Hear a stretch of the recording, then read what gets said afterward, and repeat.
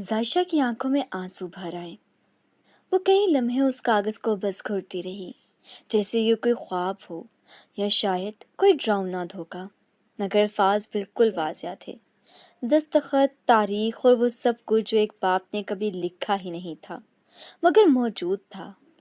उसका दिल धड़कने लगा, सांस जैसे रुक गई हो, हाथ कांपने लगे और उसके कदमों तले वाकई ज़मीन निकल चुकी थी। बरसों जिन्हें वो माँ बाप जैसा समझती रही, उन चचा और चच्ची ने वो किया था जिसका वो तसव्वुर भी नहीं कर सकती थी। उसका सब कुछ छिन गया था और अब उसका यकीन भी। वो कमरे में चक्कर लगाने लगी। दिल में एक ही तूफान था, इंसाफ। वो किसी न किसी तरह पुलिस तक जाना चाहती थी।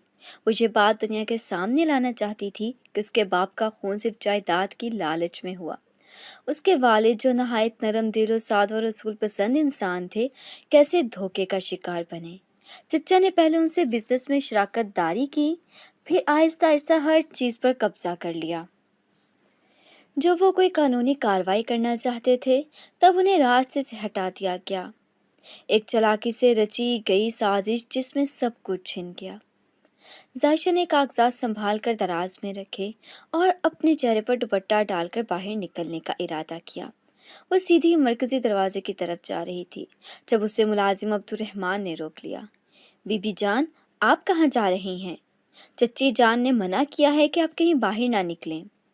जायशा ने गहरी सांस ली और कहा, मुझे कुछ ज़रूरी काम है, तुम रास्ते से हट जाओ। मगर अब्दुर्रहमान ने सर झुका लिया। मुझे माफ़ करें बीबी जी, मैं ऐसा नहीं कर सकता। मुझे हुक्म है आप पर नज़र रखने का। जायशा को महसूस हुआ जैसे वो एक पिंजरे में कैद परिंदा हो, जैसे आसमान देखना तो नसीब हो मगर उड़ने की इजाज़त ना हो। उसके लबों पर हल्की सी मुस्कुराहट उभरी, फिर वो बेबसी की मुस्कुराहट थी। वो वापस पलट गई, मगर उसने फैसला कर लिया था, अगर वो बाहर नहीं जा सकती तो अंदर रहकर ही कुछ ना कुछ करेगी। वो सच को खामोश नहीं रहने देगी। अगले चंद दिन उसने बहुत खामोशी से हवेली के दूसरे मुलाजमीन से बातचीत करना शुरू की। उसने हर कमरे को गौर से देखना शुरू किया। उसके जहन में सिर्फ एक चीज़ थी, वो सबूत जिससे ये साबित हो सके कि उसके वालिद के दस्तखत जाली थे और तमाम प्रॉपर्टी के कागजात चचा ने धोखे से अपने नाम किए। मगर चच्ची बहुत चालाक थी। उन्होंने हर मुलाजिम को तनबीह की हुई थी कि जायशा से कोई भी ज़ाती बात ना करे और ना ही किसी किस्म की मदद दे। चच्ची के जुल्म की शिद्दत भी बढ़ने लगी। वो अब छोटे छोटे कामों पर जायशा को झाड़ने लगी। कभी उसे खाना नहीं दिया जाता, कभी सारा दिन काम करवाया जाता, कभी मुलाजिम को भी हुक्म था कि जायशा के साथ ऐसा बर्ताव किया जाए जिससे वो कोई मामूली नौकर हो। मगर जायशा खामोशी से सब कुछ सहती रही। उसके अंदर एक अजीब सी ताकत पैदा हो रही थी। उसके दिल में एक आग थी जो अब किसी तूफान में बदलने लगी थी। एक रात जब सब सो चुके थे, जायशा चुपके से बाहर निकली और हवेली के पुराने स्टोर रूम की तरफ गई। उसे याद था कि एक वक्त था जब उसके वालिद यही कमरा इस्तेमाल करते थे। उसे शक था कि शायद वहाँ कुछ ना कुछ ऐसा हो जो मदद दे सके। दरवाज़ा पुराना था मगर खुल गया। अंदर अंधेरा था मगर उससे मोबाइल की रोशनी से जगह जगह देखा। पुराने संदूक, पुरानी फाइलें, पुराने एल्बम, सब कुछ गिर्द से अटे हुए। एक कोने में एक लकड़ी का बॉक्स पड़ा था जो काफी भारी था। उसने मुश्किल से उसे खोला। अंदर पुरानी फाइलें थीं। उसने तेजी से एक एक करके देखना शुरू किया। चंद कागजात पर चचा के दस्तखत और कुछ ऐसे मुआहदे जिनमें जायशा के वालिद का नाम मौजूद था, मगर वो तारीख उस वक़्त की थी जब उनके वालिद जिंदा नहीं थे। ये बहुत बड़ा सबूत था। जायशा की आंखों में चमक आ गई। वो कागजात उसने निकाल कर अपने दुपट्टे में लपेटे और वापस अपने कमरे में आ गई। वो जानती थी कि ये बात ज़्यादा देर छुपी न रहेगी, मगर अब वो खामोश नहीं रहेगी। वो सच को दुनिया के सामने लाएगी, चाहे उसके लिए उसे कोई भी कीमत क्यों न चुकानी पड़े। उसी रात उसने फैसला किया कि वो अपने वालिद का नाम दोबारा रोशन करेगी। वो चचा की हकीकत सबको दिखाएगी। वो हवेली जो चोरी से ली गई वापस उसी की होगी और उसकी खामोशी अब ख़त्म हो चुकी थी। सच्चाई का सफ़र शुरू हो चुका था। जायशा की ज़िंदगी मुकम्मल तौर पर कैद बन चुकी थी। हवेली जो कभी उसके बचपन का सुकून थी, अब किसी अंधेर कोठरी से कम न लगती थी। सुबह के उजाले के साथ चच्ची की आवाज़ गूंजती, जायशा, ये काम रह गया है, जल्दी करो। और रात की तारीकी तक वो एक काम से दूसरे में जती रहती। پہلے کبھی وہ اس حویلی کی لاڈلی تھی، ہر وقت کسی نہ کسی ملازم کی انگلی پکڑے گھوما کرتی تھی، مگر اب وہی ملازمین اسے قیدی کی طرح دیکھتے تھے، ہر بات پر نگرانی، ہر قدم پر شک۔ چچی نے پورے گھر میں حکم دے رکھا تھا کہ عائشہ پر نظر رکھی جائے۔ کوئی بھی ملازم اگر اسے باہر نکلتے دیکھتا تو فوراً اطلاع دی جاتی۔ اسے باہر جانے تو کیا کھڑکی سے جھانکنے تک کی اجازت نہ دیتے۔ اسے کئی بار کوشش کی کہ کسی پرانے جاننے والے سے رابطہ کرے، مگر چچی نے اس کا موبائل چھین لیا تھا۔ فون کی سہولت تو دور، اس کی آواز بھی دبائی جا رہی تھی۔ عائشہ دن بھر کام کرتی، رات کو تھکن سے چور ہو کر بستر پر گرتی۔ چچی کا رویہ دن بدن سخت ہوتا جا رہا تھا۔ کبھی وہ عائشہ کو کھانے کے بغیر رکھتی تو کبھی برتن توڑتے یا کپڑے دیر سے دھونے پر تھپڑ تک مارتی تھی۔ عائشہ نے سب کچھ سہنا سیکھ لیا تھا، مگر اس کے اندر ایک آگ بجھنے کی بجائے بڑھ رہی تھی۔ اس کا دل چیخ چیخ کر کہتا، میں بے گناہ ہوں، مجھے یہ سب نہیں سہنا چاہیے۔ ایک رات جب ساری حویلی خاموشی میں ڈوبی ہوئی تھی، عائشہ نے دروازے کے پیچھے پیٹھ کر کے اپنے والد کی پرانی یادوں میں کھو گئی۔ اسے وہ دن یاد آیا جب اس کے والد نے اسے گود میں اٹھایا تھا اور کہا تھا، میری شہزادی ہمیشہ خوش رہے۔ وہ آنکھیں بند کیے رو رہی تھی کہ اس کے دروازے کے باہر کچھ آہٹ سنائی دی۔ وہ فوراً سیدھی ہو گئی۔ یہ چچی کی چاپ تھی۔ وہ دروازہ کھول کر اندر آئیں اور غلاتی ہوئی بولیں، تم پھر سے یہاں بیٹھ گئی ہو؟ کیا ہم نے تمہیں آرام کرنے کے لیے رکھا ہے؟ عائشہ نے کوئی جواب نہیں دیا۔ چچی نے ایک زوردار تھپڑ مارا اور غصے سے بولی، یاد رکھو، اگر تم نے یہاں سے نکلنے کی کوشش کی تو دنیا تمہیں مردہ سمجھے گی۔ عائشہ چپ چاپ وہ سب برداشت کرتی رہی۔ اس کی آنکھیں اب خشک ہو چکی تھیں۔ رونا، چیخنا اور شکوے کرنا سب کچھ بے معنی لگنے لگا تھا۔ اگلے دن عائشہ کو باورچی خانے میں کام کرتے ہوئے ایک پرانی ڈائری ملی۔ وہ اس کی ماں کی ڈائری تھی، جو شاید کسی زمانے میں یہاں رکھی گئی تھی۔ اس ڈائری میں کئی راز چھپے تھے۔ عائشہ نے ڈائری کو فوراً اپنے کپڑوں کے نیچے چھپا لیا اور رات کو چپکے سے پڑھنا شروع کیا۔ اس میں اس کی ماں نے چچا کی لالچ، ان کی حسد بھری طبیعت اور پراپرٹی کے لیے ان کی ہرس کے بارے میں لکھا تھا۔ یہ باتیں پڑھ کر عائشہ کو مزید یقین ہو گیا کہ جو کچھ اس کے ساتھ ہو رہا تھا وہ اچانک نہیں تھا۔ یہ سب ایک پرانی سازش کا حصہ تھا جو برسوں سے پل رہی تھی۔ اب اس کے پاس دو ثبوت تھے، جعلی کاغذات اور ماں کی ڈائری، مگر باہر نکلنے کا کوئی راستہ نہیں تھا۔ وہ سوچتی کہ اگر کسی طرح چچی کو چالاکی سے دھوکہ دے دیا جائے تو شاید وہ ایک قدم آگے بڑھ سکے، مگر ابھی وقت نہیں آیا تھا۔ اسے انتظار کرنا تھا، مگر وہ فیصلہ کر چکی تھی کہ وہ صرف سہنے والی نہیں رہے گی، وہ خود کو پھر سے ٹوٹنے نہیں دے گی۔ چچا کی آنکھوں میں اب صرف دولت تھی۔ ان کے دل سے رشتے ناتے اور خون کے رشتوں کی حرمت سب ختم ہو چکی تھی۔ وہ ہر وقت کاروبار، زمینیں اور بینک بیلنس کے بارے میں ہی سوچتے۔ ان کے چہرے ہر ایک چالی شراکت کا نقاب تھا، مگر اندر کا انسان دھوکہ، فریب اور ہوس کا پجاری بن چکا تھا۔ ان کی بیوی جو چچی کہلاتی تھی اسی لالچ کی ہمسفر تھی۔ دونوں کا مقصد تھا زیادہ سے زیادہ پیسہ، خواہ وہ کسی کا بھی ہو اور کسی بھی طریقے سے حاصل کرنا ہو۔ ایک دن چچی نے چچا سے کہا، یہ چھوٹے چھوٹے سودے کب تک کریں گے؟ اگر واقعی امیر بننا ہے تو کسی بڑے نام سے ہاتھ ملاؤ۔ چچا نے فوراً اس بات کو سنجیدگی سے لیا۔ انہیں جہانگیر شاہ کے والد یاد آئے، جس وقت پاکستان کے بڑے بزنس گروپ کے مالک تھے۔ وہ ایک نیک نام اور اصول پسند انسان تھے جن کا کوئی دشمن نہ تھا، مگر چچا جیسا آدمی دشمن کو خود پیدا کرتا تھا جب اسے دولت کی بو آتی۔ چچا نے بڑی شاطرانہ چال چلی۔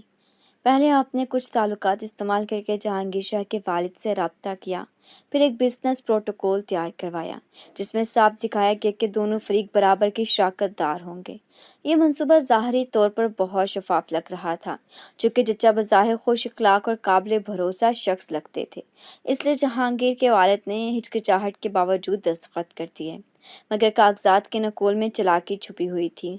اصل معاہدہ کچھ اور تھا جس پر جعلی طریقے سے دستخط لیے گئے تھے۔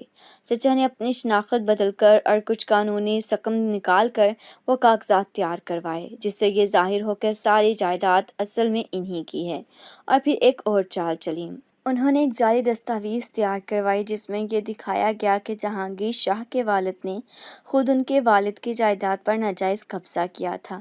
اس جعلی بیان میں دستخط بھی بنا کر رکھ دیے گئے تھے اور اگر کبھی عدالت میں بات پہنچتی تو وہ یہ دستاویز دکھا کر بچ نکلتے۔ جہانگیر شاہ کے والد کو اس دھوکہ دہی کا احساس تب ہوا جب انہوں نے اپنے چند پراپرٹیز کے کاغذات نکلوائے اور وہاں پر مالک کے خانے میں چچا کا نام دیکھ کر چونکے۔ وہ فوراً چچا کے پاس پہنچے اور کہا، یہ کیا ہو رہا ہے؟ یہ پراپرٹیز تو میری تھی، تم نے کس بنیاد پر اپنے نام کروا لیں؟ چچا نے اپنا وہی مکارانہ انداز اپنایا۔ بھائی صاحب، سب کاغذوں میں تو آپ کے دستخط ہیں اور سب کچھ قانونی طریقے سے ہوا ہے۔ اگر آپ کو شک ہے تو عدالت چلیں، ہمیں کوئی اعتراض نہیں۔ ان کی یہ بات سن کر جہانگیر شاہ کے والد جیسے سن ہو گئے۔ انہیں اندازہ ہو گیا تھا کہ وہ ایک بڑے دھوکے کا شکار ہو چکے ہیں اور اب قانون بھی شاید اس مکار کے ساتھ کھڑا ہو۔ وہ دل ہی دل میں شرمندہ تھے کہ کیسے انہوں نے اتنے بڑے دھوکے باز پر اعتبار کیا۔ چچا نے اس پر بس نہیں کی۔ انہوں نے باقی جائیدادوں کے بھی کاغذات اپنے نام کروانے کی تیاری شروع کر دی۔ انہوں نے پراپرٹی آفس میں رشوت دے کر ریکارڈز میں تبدیلیاں کروائیں اور ہر جگہ ان کے تعلقات، ان کا پیسہ، ان کی چالاکی کام آ رہی تھی۔ ان کا مقصد واضح تھا، پورا بزنس گروپ ہتھیارا تھا اور ایسا کرنے کے بعد خود کو بچا لینا۔ انہوں نے یہاں تک سوچنا شروع کر دیا تھا کہ جہانگیر شاہ جو امریکہ میں مقیم تھا شاید کوئی پاکستان واپس ہی نہ آئے، اور اگر آیا بھی تو وہ اپنے باپ کے جھوٹے دستخط اور الزام کے سامنے کچھ نہیں کر پائے گا۔ چچا نے اسے ایک ناسمجھ لڑکا سمجھا جو شاید کاروبار میں دلچسپی ہی نہ رکھتا۔ یہ سوچ کر وہ اور زیادہ بے خوف ہو گئے۔ انہوں نے مزید پراپرٹی میں سرمایہ کاری کی، نئی زمینیں خریدیں اور حویلی کی تعمیر اور آسائش میں لگ گئے، اور ہر محفل میں فخر سے کہتے، ہماری قسمت نے ہمارا ساتھ دیا اور ہم نے وہ مقام حاصل کیا جو کسی خواب سے کم نہیں۔ مگر وہ یہ بھول چکے تھے کہ ہر چالاکی کا ایک انجام ہوتا ہے اور ہر جھوٹ کا ایک دن پردہ فاش ہوتا ہے۔ اس دوران وہ ایک بار بھی نہ سوچ سکے کہ جس شخص کو انہوں نے دھوکہ دیا وہ جہانگیر شاہ کا باپ ہے، اور ایک دن وہی بیٹا جسے وہ نظر انداز کر رہے تھے ان کی بربادی کی وجہ بنے گا۔ چچا کو اپنی چالاکی پر غرور تھا، مگر قسمت نے ابھی ان کے لیے ایک نیا صفحہ کھولا نہیں تھا جس پر انتقام لکھا جا چکا تھا۔ جہانگیر شاہ کو جب اپنے والد کی زبانی سب حقیقت معلوم ہوئی تو وہ کئی لمحے سن ہو کر بیٹھا رہا۔ اسے یقین نہیں آ رہا تھا کہ اس کے باپ جیسے سادہ اور نیک انسان کے ساتھ اتنا بڑا دھوکہ ہو سکتا ہے۔ وہ شخص جس نے ساری عمر دیانتداری سے بزنس کیا، جس کی عزت پاکستان اور امریکہ دونوں میں تھی، کیسی مکار رشتہ دار کی سازش کا شکار ہو گیا۔ جہانگیر کا دل تڑپ اٹھا، اس کی آنکھوں میں غصہ، دکھ اور انتقام کی آگ ایک ساتھ بھڑک اٹھی۔ اب کچھ کرنا پڑے گا، اب خاموش نہیں رہا جا سکتا۔ وہ اپنے والد کے سامنے کھڑا ہوا اور مضبوط لہجے میں کہا، بابا، آپ کی عزت، آپ کا حق میں واپس لوں گا۔ اس نے فوری طور پر پاکستان واپس جانے کی تیاری شروع کر دی۔ جہانگیر شاہ امریکہ میں رہتے ہوئے جدید کاروباری تکنیکوں کا ماہر بن چکا تھا، مگر اب جو وہ کرنے جا رہا تھا اس کے لیے کاروباری ذہن نہیں بلکہ چالاکی، صبر اور اداکاری درکار تھی۔ اس نے ساری معلومات اکٹھی کیں، چچا کی حویلی، ملازمین، معاملات، حتیٰ کہ اندرونی خاندان کی حرکات بھی جاننے لگا۔ اس نے طے کر لیا تھا کہ وہ حویلی کے اندر جائے گا، مگر ایک امیر بزنس مین کے طور پر نہیں بلکہ ایک عام نوکر بن کر۔ اس نے ایک پرانی شلوار قمیض، ایک میلی کچیلی چادر اور پرانی سی پگڑی تیار کی۔ اپنے چہرے پر تھکاوٹ اور غربت کا اثر لانے کے لیے کئی دن بال اور داڑھی نہیں منڈوائی۔ اب وہ آئینے میں خود کو دیکھتا تو ایک مفلس اور مجبور دیہاتی نوکر دکھائی دیتا، اور یہی اس کا ہتھیار تھا۔ چچی کو نوکروں کی تلاش تھی، وہ اکثر باہر ملازمین کے انٹرویو لیتی تھیں۔ حویلی کے دروازے پر جب جہانگیر شاہ نے قدم رکھا تو اس نے خود کو پوری طرح اس کردار میں ڈھال لیا۔ جھکی ہوئی آنکھیں، کمزور لہجہ اور ہاتھوں کی بار بار رگڑائی جیسے وہ سچ میں ایک پریشان حال نوکر ہو۔ چچی حویلی کے سامنے کھڑی ملازمین کی قطار میں سے نوکروں کو ایک ایک کر کے دیکھ رہی تھی۔ اچانک ان کی نظر جہانگیر پر پڑی، جو باقیوں سے زیادہ مفلوج الحال لگ رہا تھا۔ وہ آگے بڑھا، قدموں میں جھک کر بولا، بی بی جی، مجھے رکھ لو، بہت دنوں سے کام کی تلاش میں ہوں، بھوکا مر رہا ہوں۔ چچی کی نظروں میں تھوڑی دیر کے لیے ترس آیا، پھر فوراً تیز لہجے میں بولی، کام تو بہت ہے، برداشت ہے، صبح سے شام تک کام ہوتا ہے، کوئی چھٹی نہیں اور وقت پر سب کچھ چاہیے۔ جہانگیر نے فوراً سر جھکا کر کہا، بی جی جیسے آپ کہیں، مجھے بس ایک موقع دے دے۔ چچی نے باقی ملازمین کو واپس بھیج دیا اور جہانگیر کو اندر لے گئیں۔ انہوں نے باورچی سے کہہ کر اسے نوکرانوں کے کوارٹر میں ایک چھوٹا سا کمرہ دلوایا۔ اس نے پہلے ہی دن سے حویلی کے ہر کونے کو غور سے دیکھنا شروع کیا۔ کس کمرے میں کون سا سامان رکھا ہے، چچا کس وقت کہاں جاتے ہیں، کون ملازم کس سے کتنی وفاداری رکھتا ہے، ہر بات کا مشاہدہ شروع ہو گیا۔ وہ دن بھر چپ چاپ کام کرتا، جھاڑو دیتا، پانی بھرتا اور شام کو کوارٹر میں آ کر نوٹس لکھتا۔ ایک رات جب سب سو چکے تھے، وہ دبے قدموں حویلی کے پیچھے والے کمرے تک گیا، جہاں اسے شک تھا کہ پرانے کاغذات رکھے جاتے ہیں۔ دروازہ بند تھا اور تالا لگا ہوا تھا، مگر اس نے دروازے کے ارد گرد کی دیواروں پر اور فریم کا جائزہ لیا اور دل میں ٹھان لیا کہ جلد موقع پا کر یہ تالا کھولے گا۔ اس دوران وہ ظاہشہ کے بارے میں جاننے لگا۔ اسے بتایا گیا کہ وہ گھر کی ملازمہ ہے، مگر وہ ہر وقت خاموش اور الگ تھلگ رہتی ہے۔ جہانگیر کو تجسس ہوا، کیونکہ ظاہشہ کا چہرہ بتاتا تھا کہ وہ کوئی عام ملازمہ نہیں۔ چچی اور چچا اپنا دنیا میں مگن تھے اور جہانگیر شاپ دشمن کے گھر میں ایک خاموش سائے کی طرح موجود تھا۔ وہ ہر دن نوٹ کرتا کہ کون کس وقت کہاں جاتا ہے، کون ملازم کس سے قریبی ہے، کون سا دروازہ کب کھلتا ہے اور کس کمرے میں تالا زیادہ مضبوط ہے۔ حویلی کے نقشے اس کے ذہن میں ترتیب پا رہے تھے۔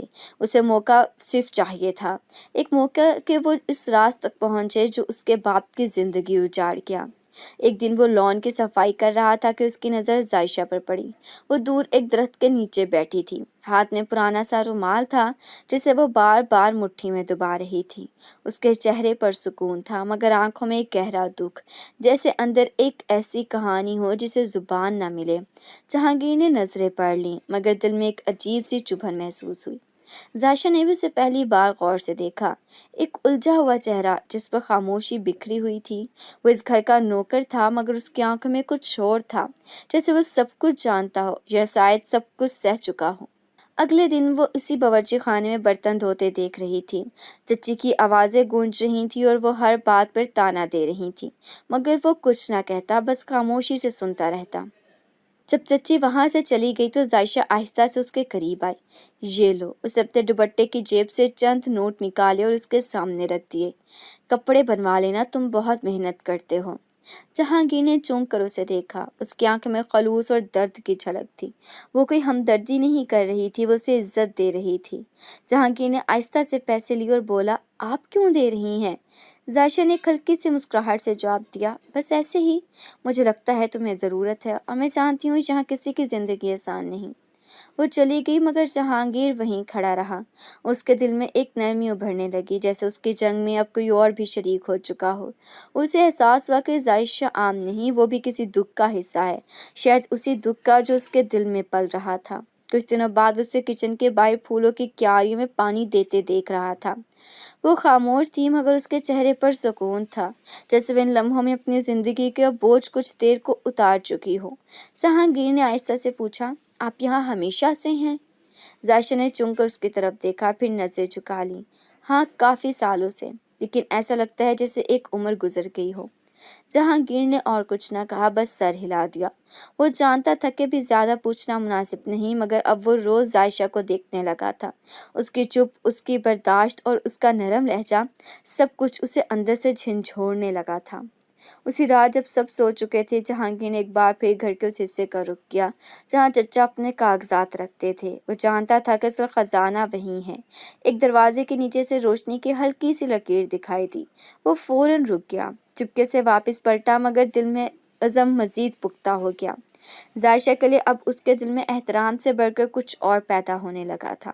وہ جانتا تھا کہ جو درد وہ سہ رہا ہے وہی کچھ ظاہشہ بھی جھیل چکی ہے، اور جب وہ دکھ مل جائیں تو وہ ایک طاقت بن جاتے ہیں۔ یہ دو اجنبی، دو زخمی دل ایک ہی مقصد کی طرف بڑھ رہے تھے، انصاف، سچائی اور آزادی۔ ان کے بیچ ابھی الفاظ کم تھے، مگر جذبے گہرے تھے، اور یوں دشمن کے گھر میں داخل ہونے والا جہانگیر شاہ صرف انتقام کے لیے نہیں، بلکہ ایک نئے رشتے کے آغاز کی طرف بھی قدم بڑھا چکا تھا۔ رات کے سناٹے میں جب ساری حویلی نیند میں ڈوبی ہوئی تھی، ظاہشہ اپنے کمرے کی کھڑکی کے قریب بیٹھی خاموشی سے آسمان کو تک رہی تھی۔ چاندنی بہت مدھم تھی، جیسے رات بھی اسی کے دکھ کو محسوس کر رہی ہو۔ اچانک ایک ہلکی سی دستک ہوئی، وہ چونکی، دل زور سے دھڑکا۔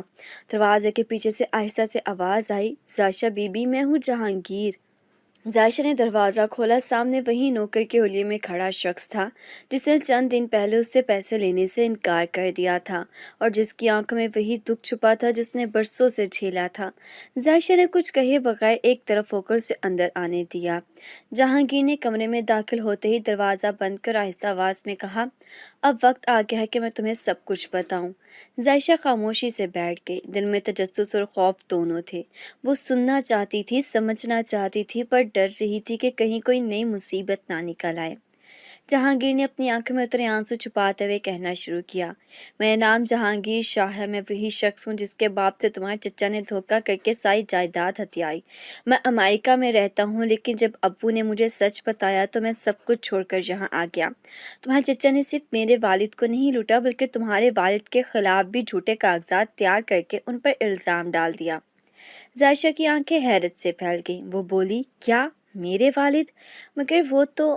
جہانگیر نے بات کاٹی، ہاں، مجھے بعد میں پتہ چلا کہ تمہارے والد کا انتقال ہو چکا ہے اور ان کے نام کا غلط استعمال کر کے میرے والد کے خلاف جھوٹا کیس بنایا گیا۔ ظاہشہ جیسے سن ہو گئی، اسے لگا کہ زمین اس کے پیروں سے کھسک رہی ہے۔ وہ بہت دیر تک کچھ نہ بولی، پھر آہستہ سے آنکھوں سے بہتے آنسو صاف کیے اور کہا، میرے والد بے قصور تھے، وہ صرف سچ بولتے تھے، مگر چچا کو وہ سچ برداشت نہیں تھا۔ انہوں نے ہی میرے والد کو مار ڈالا اور اب مجھے اس حویلی میں قید رکھا ہوا ہے تاکہ میں بھی سچ نہ بول سکوں۔ جہانگیر نے خاموشی سے سر جھکا لیا۔ وہ جانتا تھا کہ ظاہشہ کی کہانی بھی اسی سازش کا حصہ تھی۔ دونوں کی زندگیوں میں زخم ایک جیسے تھے اور دشمن بھی ایک ہی۔ اس نے ظاہشہ کی طرف دیکھا اور دھیمے لہجے میں کہا، اب ہم دونوں ایک ہی جنگ لڑ رہے ہیں، تم تنہا نہیں ہو ظاہشہ۔ میں وعدہ کرتا ہوں تمہارے باپ کا بدلہ بھی لوں گا اور اپنے باپ کا بھی۔ ظاہشہ نے آہستہ سے اس کی طرف دیکھا۔ اس کی آنکھوں میں پہلی بار ایک ہلکی سی چمک نظر آئی۔ برسوں بعد کسی نے اسے یہ احساس دلایا تھا کہ وہ اکیلی نہیں۔ اس نے دھیرے سے سر ہلایا، جیسے اس کے دل نے بھی اب کسی پر بھروسہ کرنا سیکھ لیا ہو۔ اگلے دن سے دونوں نے چھپ کر منصوبہ بندی شروع کر دی۔ انہوں نے فیصلہ کیا کہ وہ چچی کی غیر موجودگی میں کسی طرح اس کمرے کی چھان بین کریں گے۔ ظاہشہ جانتی تھی کہ چچی اکثر کچھ دنوں کے لیے شہر سے باہر پارٹیوں میں جاتی ہیں۔ اگلی بار جب وہ جائے وہ موقع ہوگا۔ وقت گزرنے لگا اور دونوں کے بیچ ایک خاموش بھروسہ پروان چڑھنے لگا۔ ان کی باتیں کم ہوتی مگر نظریں سب کچھ کہہ جاتی۔ ایک دن ظاہشہ نے جہانگیر سے کہا، اگر ہم کامیاب ہو گئے تو تم کیا کرو گے؟ جہانگیر نے ایک لمحے کو سوچا، پھر ہلکے لہجے میں بولا، میں واپس اپنے باپ کو وہ عزت دلاؤں گا جو ان سے چھین لی گئی، اور تمہیں وہ زندگی جس کی تم حقدار ہو۔ ظاہشہ کچھ نہ بولی، مگر اس کی خاموشی میں گہری رضامندی تھی۔ اس رات حویلی کی دیواریں خاموش تھیں، مگر ان کے بیچ امید کی ہلکی روشنی جل چکی تھی، ایک ایسی روشنی جو سچائی اور انصاف کی طرف جا رہی تھی۔ وہ رات معمول سے ہٹ کر پرسکون تھی، جیسے خود وقت بھی رک گیا ہو۔ چچی اپنی کسی پرانی سہیلی کی دعوت میں شرکت کے لیے شہر گئی تھیں اور چچا گھر پر موجود نہیں تھے۔ ظاہشہ نے جیسے اطمینان سے ان کی روانگی کی تصدیق کی، وہ فوراً جہانگیر کے پاس آئے۔ اس کی نظریں کچھ کہہ رہی تھیں، آج وہ رات ہے جس کا دونوں کو انتظار تھا۔ جہانگیر نے کمرے میں رکھے ایک پرانے بکسے سے اپنی تیار کردہ ڈپلیکیٹ چابی نکالی۔ اس چابی سے کئی دن کی چھپی مشقوں اور چابی کے سوراخوں کا باریکی سے مشاہدہ کرنے کے بعد بنانے کا موقع ملا تھا۔ اسے پتا تھا کہ اگر صرف ایک بار موقع ملا تو اسے ضائع نہیں کیا جا سکتا۔ ظاہشہ نے اسے راہداری سے گزارتے ہوئے وہ کمرہ دکھایا جس کا دروازہ ہمیشہ بند رہتا تھا۔ یہ چچا کا ذاتی دفتر تھا، باہر سے عام سا لگنے والا دروازہ، مگر اندر ایک پوری دنیا قید تھی، جھوٹ کی، فریب کی اور شاید انصاف کے ثبوت کی۔ جہانگیر نے آہستہ سے تالا لگائی، چابی گھمائی، ایک کلک کی آواز آئی اور دروازہ کھل گیا۔ دونوں نے گہری سانس لی، جیسے کسی نادیدہ دیوار کو عبور کر لیا ہو۔ کمرے میں داخل ہوتے ہی ایک خاموش سنجیدگی چھا گئی۔ لکڑی کی پرانی میز، اس پر رکھی فائلوں کے ڈھیر، بک شیلفز اور دیواروں پر لٹکی ہوئی چند سرٹیفکیٹس کے جعلی شان، یہ سب چچا کی چالاک دنیا کا عکس تھے۔ جہانگیر نے فوراً فائلیں کھولنا شروع کیں، پیپرز کو باریکی سے دیکھنا شروع کیا۔ کچھ پر چچا کے دستخط تھے، کچھ پر زبردستی لکھوائے گئے بیانات اور کچھ ان کی اپنی بے رحمانہ جیت کے ثبوت۔ ذائشہ میز کے نیچے جھکی ہوئی تھی، پرانی فائلوں کے دراز کھول رہی تھی۔ ایک دراز میں اسے وہ پرانا رجسٹر ملا جس میں چچا نے بزنس لین دین کا پرانا ریکارڈ درج کیا تھا۔ وہ صفحات پلٹتے ہوئے رک گئی۔ یہ دیکھو، اس نے آہستہ سے جہانگیر کو پکارا۔ جہانگیر نے رجسٹر لیا اور جیسے ہی اس کی نظر ایک مخصوص صفحے پر پڑی، اس کے چہرے کا رنگ بدل گیا۔ یہ وہی صفحہ تھا جس پر جہانگیر کے والد کا نام لکھا گیا تھا اور نیچے دستخط بھی موجود تھے۔ جہانگیر کی آنکھوں میں غصے کی چمک ابھری، مگر اس نے خود کو قابو میں رکھا۔ یہی ہے وہ جھوٹ، وہ بولا۔ یہی وہ کاغذ ہے جس نے میرے باپ کو بدنام کیا اور تمہارے والد کا قاتل بنا کر پیش کیا۔ ذائشہ خاموش ہو گئی۔ کمرے میں گھڑی کی ٹک ٹک گونج رہی تھی، جیسے وقت بھی ان دونوں کی سانسوں کے ساتھ دھڑک رہا ہو۔ جہانگیر نے تمام اہم کاغذات ایک الگ فائل میں ترتیب دیے اور احتیاط سے اپنے دوپٹے کے اندر چھپا لیے۔ ذائشہ دروازے کے قریب جا کر باہر کا جائزہ لے رہی تھی۔ راہداری سنسان تھی، لیکن وہ جانتی تھی کسی بھی لمحے کوئی آ سکتا ہے۔ ہمیں چلنا چاہیے، اس نے آہستہ سے کہا۔ تو انہوں نے کمرے کو ویسے ہی چھوڑا جیسے تھا۔ تالا دوبارہ لگا دیا گیا اور وہ دبے قدموں واپس نوکروں والے حصے کی طرف روانہ ہو گئے۔ اپنے کمرے میں پہنچتے ہی جہانگیر نے وہ فائل کھول کر دوبارہ دیکھی۔ ہر لفظ، ہر سطر، ہر دستخط اس کی آنکھوں کے سامنے جلتا ہوا انصاف بن چکا تھا۔ یہ صرف کاغذات نہیں تھے، یہ اس کے باپ کی سچائی، اس کی بے بسی اور اس کے اپنے وعدے کا ثبوت تھے۔ ذائشہ نے آہستہ سے جہانگیر کی طرف دیکھا۔ اب کیا کرو گے؟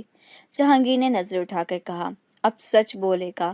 اب وہ دن دور نہیں جب یہ ساری حویلی ان جھوٹوں کی گواہی دے گی، اور پھر فیصلہ ہوگا، سچ کا، انصاف کا اور ان زخموں کا جو برسوں سے ہم اپنے اندر لیے پھرتے ہیں۔ ذائشہ نے اس بات میں سر ہلایا۔ اس کی آنکھوں پر پہلی بار ایک ایسی روشنی تھی جو اندر کی طاقت سے نکلی تھی۔ وہ صرف ایک مجبور لڑکی نہیں تھی، بلکہ ایک گواہ تھی، سچ کی، درد کی اور اب انتقام کی۔ کمرے میں اندھیرا پھیلا ہوا تھا۔ صرف ایک کونے میں رکھی میز لیمپ کی روشنی میں فائلیں چمک رہی تھیں۔ ذائشہ اور جہانگیر دونوں کی نظر ان کاغذات پر تھی جن پر برسوں کا جھوٹ لکھا ہوا تھا۔ جہانگیر نے جب وہ جعلی پیپرز ہاتھ میں اٹھایا جس میں اس کے والد کے خلاف جھوٹے دستخط کیے گئے تھے، اس کی آنکھوں میں غصے کی چمک ابھری۔ وہ کچھ کہنے ہی والا تھا کہ دروازہ دھڑ سے کھلا۔ چچی اندر داخل ہوئی۔ ان کے ساتھ دو ملازم بھی تھے۔ ان کی نظریں فوراً ان دونوں پر جم گئیں۔ ذائشہ اور جہانگیر ایک ساتھ چچا کے دفتر میں موجود، ہاتھ میں فائلیں، چہرے پر ہوشیاری، جیسے کچھ چھپانے کی کوشش کر رہے ہوں۔ چچی کی آنکھیں غصے سے لال ہو گئی اور ان کی آواز حویلی میں گونجنے لگی۔ ذائشہ، تم نے ہماری عزت کو خاک میں ملا دیا، اور یہ نوکر، تم دونوں کیا چوری کرنے آئے تھے؟ ذائشہ نے فائل اپنے سینے سے لگا لی۔ وہ کچھ بولنا چاہتی تھی، مگر چچی کے چیخنے چلانے نے ماحول کو خوفناک بنا دیا۔ ملازم بھی خاموشی سے پیچھے کھڑے تھے، کوئی کچھ بولنے کی ہمت نہیں کر رہا تھا۔ چچی نے آگے بڑھ کر جہانگیر کی طرف انگلی اٹھائی۔ تم نے نوکری کی آڑ میں ہمارے گھر میں قدم رکھا، اور یہ سب کیا؟ تمہیں تو ابھی کے ابھی نکال دینا چاہیے۔ مگر جہانگیر نے چپ رہنے کی بجائے بہت سکون سے فائل واپس میز پر رکھی اور ذائشہ کے قریب آ کر اس کا ہاتھ تھام لیا۔ چچی یہ منظر دیکھ کر چند لمحے کے لیے خاموش ہو گئی۔ ان کی آنکھوں میں شک اور حیرت ایک ساتھ ابھری۔ جہانگیر نے گہری سانس لی، صاف آواز میں کہا، آپ ہمیں چور کہہ رہی ہیں، مگر حقیقت یہ ہے کہ آپ کا شوہر سالوں سے چوری کر رہا ہے۔ ان کاغذات میں آپ کا سچ نہیں، آپ کا جرم ہے۔ میں کوئی نوکر نہیں ہوں، میرا نام جہانگیر شاہ ہے، اور میں وہی شخص ہوں جس کے باپ کی جائیداد آپ لوگوں نے لوٹی۔ یہ سنتے ہی چچی کے قدم ڈگمگانے لگے۔ انہوں نے فوراً دروازہ تھاما تاکہ گر نہ جائیں۔ وہ زور سے بولی، جھوٹ، تم جھوٹ بول رہے ہو۔ لیکن جہانگیر نے جیب سے اپنا اصل شناختی کارڈ نکالا اور میز پر رکھ دیا۔ یہ میرا نام ہے، میری پہچان ہے۔ آپ کے شوہر نے میرے باپ کے ساتھ دھوکہ کیا، اور آج میں آپ کے جھوٹ کو بے نقاب کرنے آیا ہوں۔ چچی کی زبان بند ہو گئی، ان کے چہرے پر ہوائیاں اڑنے لگیں۔ وہ پیچھے ہٹتے ہوئے بولیں، یہ سب بکواس ہے۔ ذائشہ، تم نے ہمارے ہی خلاف سازش کی، ہم نے تمہیں پالا پوسا۔ ذائشہ نے پہلی بار ہمت سے جواب دیا، پالا نہیں، قید کیا، میرے باپ کا قتل کیا اور پھر میرے حق پر قبضہ کیا۔ اب میں خاموش نہیں رہوں گی۔ یہ سب دیکھ کر ملازموں کے چہرے بھی بدلنے لگے۔ وہ جو برسوں سے خاموش تماشائی تھے، اب سچائی کے آثار دیکھ رہے تھے۔ چچی فوراً غصے میں ذائشہ کی طرف لپکیں، تم اب اس گھر میں نہیں رہ سکتی، فوراً نکل جاؤ یہاں سے۔ ذائشہ نے ایک پل کو جہانگیر کی طرف دیکھا، آنکھوں میں نمی لیکن دل میں عزم تھا۔ وہ جانے کے لیے تیار تھی، مگر جہانگیر نے اس کا ہاتھ مضبوطی سے تھام لیا۔ رک جاؤ، جہانگیر نے کہا، تم کہیں نہیں جا رہی، کیونکہ اب تم میری بیوی ہوگی۔ یہ کہہ کر وہ چچی کی طرف مڑا اور سخت لہجے میں بولا، میں ابھی نکاح خواہ کو بلاتا ہوں اور سب کے سامنے اس لڑکی سے نکاح کرتا ہوں تاکہ تم لوگوں کو پتہ چلے کہ عزت صرف دولت سے نہیں، سچائی اور نیت سے ہوتی ہے۔ چچی چیخنے لگیں، تم یہ نہیں کر سکتے، یہ سب دھوکہ ہے۔ مگر جہانگیر نے ملازم کو بھیجا اور نکاح خواہ کو بلایا۔ کچھ دیر میں حویلی کے بڑے ہال میں چند ملازمین، پرانے گواہ اور ایک سادہ سا نکاح خواہ موجود تھا۔ چچا ابھی تک واپس نہیں پہنچے تھے۔ جہانگیر نے سب کے سامنے نکاح پڑھوایا۔ عائشہ کی آنکھوں سے آنسو بہہ رہے تھے مگر ان میں خوشی، سکون اور ایک عجیب سا فخر تھا۔ اس نے پہلی بار کسی نے عزت سے اس کا ساتھ دیا تھا، وہ بھی اس وقت جب سب نے اس کا دامن چھوڑ دیا تھا۔ نکاح مکمل ہوتے ہی جہانگیر نے سب کے سامنے اعلان کیا، یہ میری بیوی ہے اور اب یہ اس گھر کی وارث بھی ہے۔ یہ حویلی اس کے باپ کی تھی اور اب اس کا حق واپس آئے گا۔ چچی کی آواز گم ہو چکی تھی، وہ گمسم بے جان سی بس دروازے کے پاس کھڑی تھی، جیسے وقت کی چکی میں آ چکی ہوں۔ جہانگیر اور عائشہ ایک دوسرے کے ساتھ کھڑے تھے، نئے رشتے، نئے بھروسے اور نئے فیصلے کے ساتھ۔ وہ لمحہ حویلی کی تاریخ کا وہ موڑ تھا جہاں طاقت کا توازن بدل گیا تھا۔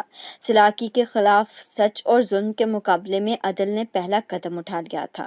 بازی واقعی پلٹ چکی تھی۔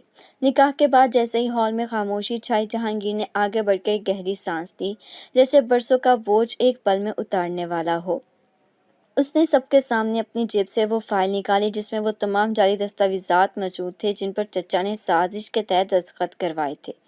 وہ پل جیسے وقت تھم گیا ہو۔ فائل کو اس نے آہستہ سے میز پر رکھا، سب کے سامنے کھولا اور ایک ایک کاغذ بلند آواز میں پڑھنا شروع کیا۔ یہ وہ معاہدہ ہے جس پر میرے والد کے جعلی دستخط ہیں، اور یہ وہ رجسٹری ہے جس میں عائشہ کے والد کے نام کو استعمال کر کے میرے والد پر جھوٹا الزام لگایا گیا۔ ملازمین کی آنکھوں میں حیرت تھی، کچھ کو دکھ ہوا، کچھ کی نظریں شرمندگی سے جھکی ہوئی تھیں۔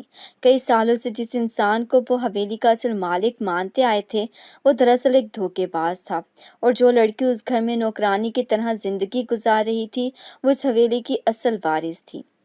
چچی ایک کونے میں کھڑی بے یقینی سے یہ سب دیکھ رہی تھی، جیسے ان کے پاؤں تلے زمین نکل گئی ہو۔ اتنے برسوں کی جھوٹی سلطنت صرف چند صفحات نے گرا دی تھی۔ جہانگیر نے فوراً موبائل نکالا اور پولیس کو کال کی۔ آواز میں اتنا اعتماد تھا کہ دوسری طرف سے فوری ایکشن کا وعدہ لیا گیا۔ چند ہی گھنٹوں میں پولیس حویلی کے گیٹ پر آ گئی۔ سفید یونیفارم قانون کے نمائندے اور اس سچائی کے گواہ بننے آ چکے تھے۔ چچا جو شہر سے واپسی پر تھے، جیسے ہی حویلی کے دروازے پر پہنچے، پولیس کی موجودگی دیکھ کر ٹھٹک گئے۔ انہوں نے اندر قدم رکھا ہی تھا کہ ایک اہلکار ان کی طرف بڑھا اور کہا، آپ کے خلاف سنگین دھوکہ دہی اور جعل سازی کے ثبوت موجود ہے، براہ کرم ہمارے ساتھ چلیں۔ چچا نے پہلے تو ناراضگی سے کہا، کیا بکواس ہے یہ، میں ایک معزز شہری ہوں۔ مگر تب جہانگیر آگے بڑھا، اس نے خاموشی سے وہ فائل چچا کے سامنے رکھی اور کہا، یہ ثبوت کافی ہیں، آپ نے میرے والد کے نام پر جھوٹ بولا اور عائشہ کے والد کو بھی بدنام کیا۔ اب قانون فیصلہ کرے گا، نہ کہ آپ کی طاقت یا دولت۔ پولیس نے مکمل قانونی طریقے سے چچا کو حراست میں لے لیا۔ ان کے چہرے پر غرور کی جگہ ہار کا سایہ تھا۔ انہوں نے ایک نظر چچی پر ڈالی جو ساکت کھڑی تھی، پھر عائشہ کی طرف دیکھا جو دور کھڑی تھی مگر نظریں جھکائے سب کچھ دیکھ رہی تھی۔ عائشہ نے بھی بیان ریکارڈ کروایا۔ اس نے صاف صاف بتایا کہ کیسے اسے سالوں تک قید رکھا گیا، اس کے والد کو مروایا گیا اور کیسے اسے نوکری سے روکا گیا تاکہ وہ حقیقت باہر نہ لا سکے۔ اس کا بیان وہ ضرب تھا جو انصاف کی میز پر گونج گیا۔ پولیس نے اگلے چند دن میں تفصیلی تفتیش کی۔ ہر فائل، ہر دستخط، ہر زمین کی منتقلی کا ریکارڈ دوبارہ کھنگالا گیا، اور پھر فیصلہ آیا۔ جو زمینیں عائشہ کے والد کی ملکیت تھی، وہ دوبارہ قانونی طور پر عائشہ کے نام منتقل کی جائیں گی، اور جو جائیدادیں چچا نے جعل سازی سے اپنے نام کی، وہ ضبط کر لی جائیں گی۔ حکم ملا کہ حویلی جو سمے عائشہ کے والد کی تھی، اب اس کے وارث کو لوٹائی جائے گی۔ چچا کو عدالتی تحویل میں لے لیا گیا اور ان پر مقدمہ درج کر لیا گیا۔ عائشہ کے لیے یہ لمحہ کسی خواب جیسا تھا۔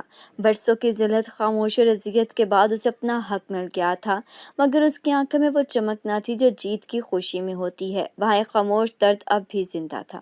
وہ اپنی ماں کو کھو چکی تھی اور اپنے باپ کو ظلم کا شکار بنتے دیکھا تھا۔ جنہیں وہ کبھی فیملی کہتی تھی، وہی اس کی جڑیں کاٹنے والے نکلے۔ جہانگیر نے آ کر آہستہ سے اس کا ہاتھ تھاما۔ تم نے بہت سہ لیا عائشہ، اب یہ تمہارا وقت ہے۔ عائشہ نے ایک دھیمی مسکراہٹ سے اس کی طرف دیکھا، مگر آنکھوں میں نمی اب بھی موجود تھی۔ انصاف مل گیا، مگر اندر کا خلا وہ شاید کبھی نہ بھرے۔ جہانگیر نے سر ہلایا، مگر اب تم تنہا نہیں ہوگے، ہم مل کر اس قلعہ کو زندگی سے بھر دیں گے۔ اسی لمحے حویلی کے راہداریوں میں پہلی بار سکون تھا۔ جھوٹ کا شور ختم ہو چکا تھا اور سچ نے اپنا مقام پا لیا تھا، مگر دلوں کے زخم وقت لیں گے، کیونکہ انصاف کے باوجود کچھ دکھ ایسے ہوتے ہیں جو صرف خاموشی میں پلتے ہیں۔ حویلی اب ویسی نہیں رہی تھی جیسے پہلے تھی، دیواریں وہیں تھی، دروازے وہیں، مگر ہوا میں ایک الگ خاموشی بس گئی تھی۔ وہ گونج جب کبھی چچی کی تیز آوازوں سے بھری رہتی تھی، اب تھمی ہوئی تھی۔ صحن جہاں عائشہ برسوں تنہا بیٹھی آنسو بہاتی رہی، اب اس کا اپنا تھا۔ اب وہ ملکہ تھی، قانونی، مکمل اور برحق وارث، مگر اس مقام تک پہنچنے کی قیمت اس کے وجود پر گہرے نقش چھوڑ چکی تھی۔ عائشہ جب اس حویلی میں دوبارہ مالک کی حیثیت سے داخل ہوئی تو قدم بھاری تھے۔ ملازمین خاموشی سے نگاہیں جھکائے کھڑے تھے، سب جان چکے تھے کہ جیسے وہ برسوں نوکرانی سمجھتے رہے، وہی اس زمین کی بیٹی تھی، اسی کے خون کا یہ ورثہ تھا۔ عائشہ نے کسی کو کچھ نہیں کہا، نہ کسی کو برخاست کیا، نہ بدلہ لیا۔ وہ جانتی تھی کہ انتقام صرف وہ ہوتا ہے جو خاموش ہو اور وقت کے ساتھ مل کر ہو لے۔ چچی اب ایک الگ کمرے میں تنہا رہتی تھی، وہی چچی جو کبھی ہر ملازم کو ایک نظر سے قابو کر لیتی تھی، اب اندر سے خالی اور خاموش ہو چکی تھی۔ ان کی دنیا، ان کا رتبہ، ان کی سازشیں، سب کچھ ایک پل میں زمین بوس ہو چکا تھا۔ مگر عائشہ نے دل بڑا رکھا، اس نے چچی کو حویلی سے نکالا نہیں، کوئی اور ہوتا تو شاید پہلا حکم یہی دیتا، مگر عائشہ نے صرف ایک جملہ کہا تھا، یہ حویلی میرے باپ کی نشانی اور میں اس کی بیٹی ہوں، معافی میراث سے بڑی ہوتی ہے۔ جہانگیر نے بھی اس فیصلے کا احترام کیا۔ وہ جانتا تھا کہ عائشہ کے اندر صرف دکھ ہی نہیں، ایک مضبوط روح بھی بستی ہے جو دوسروں کی تکلیف کو بھی اپنا سمجھتی ہے۔ نکاح کے بعد جب عائشہ کو جہانگیر کے شاندار گھر لایا گیا تو یہ پہلی بار تھا جب کسی نے اسے عزت سے رخصت کیا، دلہن کی طرح نہیں بلکہ فاتح کی طرح۔ وہ عورت جسے کبھی سچ بولنے پر سزا ملی، آج وہ سر اٹھا کر سینہ تان کر اپنی نئی زندگی کی دہلیز پر کھڑی تھی۔ جہانگیر کا گھر ایک خوبصورت محل جیسا تھا، ہر کمرہ آرام دہ، ہر دیوار پر فن اور وقار کی چھاپ تھی، مگر عائشہ کے دل میں وہی پرانے زخم زندہ تھے۔ جہانگیر نے اس کے لیے ایک الگ کمرہ تیار کرایا، اس کی پسند کے مطابق، مگر عائشہ کئی راتیں جاگ کر گزارتی۔ اسے نیند تو آتی تھی، مگر ماضی کی صدائیں اس کے کانوں میں گونجتی رہیں۔ اکثر وہ رات کو چھت پر آ کر آسمان دیکھتی اور اپنے والد کو یاد کرتی، بابا، آپ کی بیٹی نے آپ کا حق واپس لے لیا ہے، مگر کاش آپ میرے ساتھ ہوتے، کاش وہ دن دیکھ پاتے جب میں قیدی نہیں وارث کہلاتی۔ جہانگیر اکثر خاموشی سے اس کے قریب آ کر بیٹھ جاتا، کچھ کہے بغیر اس کے ہاتھ کو تھام کر اس کی خاموشی میں شامل ہو جاتا۔ وہ جانتا تھا کہ عائشہ کے اندر جو ٹوٹ پھوٹ ہوئی ہے اسے بھرنے میں وقت لگے گا، مگر وہ یہ بھی جانتا تھا کہ وہ وقت اسے دے سکتا ہے، اور محبت وہ دے گا جو کبھی کسی نے اسے نہیں دی۔ چچی جو اب حویلی میں رہتے ہوئے دن بدن خاموش ہوتی جا رہی تھیں، ان کی آنکھوں میں کبھی کبھی ندامت تیرتی دکھائی دیتی۔ وہ جانتی تھی کہ عائشہ انہیں نکال سکتی تھی، قانون بھی اس کے ساتھ تھا، مگر عائشہ نے ایسا کچھ نہیں کیا۔ شاید یہی احساس اب ان کے اندر ایک نئی بے بسی بن کر پل رہا تھا۔ کئی بار وہ عائشہ کو دیکھ کر کچھ کہنا چاہتی تھی، مگر الفاظ حلق میں اٹک جاتے۔ عائشہ نے بھی ان سے کوئی شکوہ نہیں کیا، اس نے بس وقت کو وہ سب کچھ کہنے کا اختیار دے دیا، اور وہ سمجھ چکی تھی کہ خاموشی بعض اوقات سب سے بلند گواہی ہوتی ہے۔ ایک دن جہانگیر نے عائشہ سے کہا، تم چاہو تو حویلی بیچ سکتے ہیں، نئی حویلی کے لیے نئی جگہ بہتر ہوگی۔ عائشہ نے آہستہ سے سر ہلایا، نہیں، یہ جگہ میری پہچان ہے، یہاں میرا درد بھی دفن ہے اور میرے صبر کا پھل بھی۔ میں چاہتی ہوں کہ یہ حویلی باقی رہے تاکہ لوگ جانیں کہ جھوٹ کی بنیاد پر بنے محل ہمیشہ نہیں رہتے۔ جہانگیر نے مسکرا کر اس کی بات کو سراہا، تم جیسی ہو اس لیے خاص ہو۔ اب عائشہ آزاد تھی، اور یہ آزادی صرف جسم کی نہیں تھی، وہ دل، دماغ اور رتبے کی آزادی تھی۔ وہ اب کسی کی قید میں نہیں، کسی کی مہربانی کی محتاج نہیں، وہ خود اپنی کہانی کی وارث بن چکی تھی۔ مگر اس سب کے باوجود اس کی آنکھوں میں جب کبھی ماضی کا سایہ اترتا تو وہ لمحہ بھر کو رک جاتی۔ سچائی جیت گئی تھی، مگر اس جیت کی قیمت اس نے اپنے وجود سے ادا کی تھی، اور شاید کچھ زخم ایسے ہوتے ہیں جو کبھی مکمل نہیں بھرتے، مگر وہ زخم اب کمزور نہیں کرتے تھے، وہی زخم اس کی طاقت بن چکے تھے۔ زندگی جیسے نئی رنگوں میں رنگی جانے لگی تھی۔ جو آنکھیں برسوں اشک بہاتی رہیں اب سکون کی روشنی کے جگمگانے لگی تھیں۔ وہ عائشہ جو کبھی کمرے کی کھڑکی سے آزادی کا خواب دیکھا کرتی تھی، اب اس خواب کو اپنی حقیقت بنتے ہوئے محسوس کر رہی تھی۔ ہر دن ایک نئی روشنی لے کر آتا، ہر رات ایک نئی راحت۔ یہ سب جہانگیر کی بدولت تھا، جس نے عائشہ کے اندر چھپی ٹوٹی ہوئی لڑکی کو سہارا دیا، اس کا ہاتھ تھاما اور اسے زندگی کی طرف واپس لایا۔ جہانگیر کا پیار لفظوں کا محتاج نہیں تھا، وہ اسے ہر چھوٹی بات میں ظاہر کرتا۔ کبھی عائشہ کی پسند کی چائے بنا کر، کبھی اس کی خاموشی کو سمجھے بغیر سوال کیے، کبھی کسی پرانے زخم پر مرہم رکھ کر، اور کبھی بنا کچھ کہے صرف ساتھ بیٹھ کر۔ عائشہ نے پہلی بار کسی مرد کے لمس میں خوف نہیں بلکہ تحفظ محسوس کیا۔ اس کا دل وہ زبان بولنے لگا جو وہ ہمیشہ دبایا گیا تھا۔ عائشہ اکثر اپنی ماں کی پرانی ڈائری کھولتی، اس کی تحریریں پڑھتی اور سوچتی کہ ماں اگر آج زندہ ہوتی تو یہ سب دیکھ کر کتنی خوش ہوتی۔ وہ جانتی تھی کہ ماں نے بھی ایک وقت میں محبت کی تلاش کی تھی، اور وہی محبت اب عائشہ کو بے آواز دعاؤں کی شکل میں ملی تھی۔ جہانگیر جو بظاہر ایک بزنس مین تھا مگر اندر سے ایک حساس اور گہرا شخص تھا۔ وہ جانتا تھا کہ عائشہ کی زندگی صرف محبت سے نہیں بدلے گی، بلکہ اسے اعتماد، خود مختاری اور اپنا مقام بھی چاہیے ہوگا۔ اس نے عائشہ کو صرف عزت دی بلکہ اسے فیصلے کرنے کا اختیار بھی دیا، اور اسے اپنے بزنس میٹنگز میں ساتھ لے جانے لگا، اس کی رائے مانگنے لگا، اور آہستہ آہستہ عائشہ کو یہ احساس دلانے لگا کہ وہ صرف ایک بیوی نہیں بلکہ اس کی برابر کی شریک ہے۔ عائشہ کی دنیا میں اب کتابیں، پھول، کھلی کھڑکیاں اور سکون بھری خاموشیاں تھیں۔ وہ کبھی کبھی لان میں بیٹھ کر اپنے ہاتھوں سے پودے لگاتی اور سوچتی کہ جیسے ان پودوں کو دھوپ، پانی اور وقت چاہیے ہوتا ہے، ویسے ہی انسانوں کو بھی محبت، تحفظ اور صبر کی ضرورت ہوتی ہے، اور وہ سب اب اسے مل رہا تھا۔ ایک شام وہ دونوں چھت پر بیٹھے چائے پی رہے تھے۔ موسم خنکی تھی اور ہوا عائشہ کے بالوں سے کھیل رہی تھی۔